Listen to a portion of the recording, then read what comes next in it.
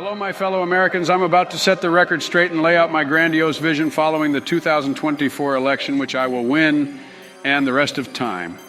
The interests of humanity hang in the balance of the force. It'll ruffle some feathers, but some feathers need to be ruffled. Oh, they most certainly do. Playtime's over, populist kiddies. It's time to put up or shut up. Trump is right. I am a socialist revolutionary. You petty bourgeois private property owners should fear because you will own nothing. Ron DeSantis is right. We are unleashing a woke mind virus, the likes of which have never been seen. Vaush is right.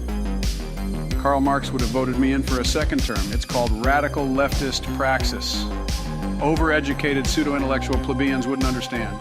While my Formal Center-Leftism appeals to George Soros-type billionaires, I am actually, essentially, and dialectically playing the long game of extremist radical liberal revolution. It's a more than a century-long Trotskyite Fabian Socialist strategy. Glenn Beck knows what I'm talking about. Barack Hussein Obama, former president of the United States of Walmart, was psychedelically radicalized at Harvard by radical leftists like Saul Alinsky, Karl Marx, Carl Schmitt, and Michel Foucault.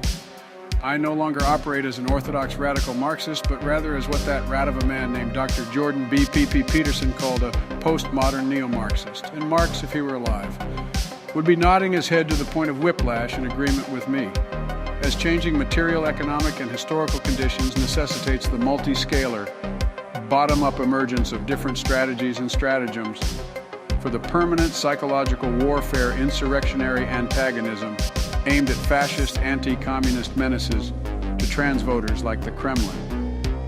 The consciousness of the people is truly changing. This is a turning point.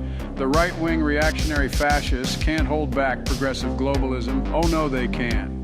To quote former President George H.W. Bush, taking from our comrade H.G. Wells, we are initiating a new world order.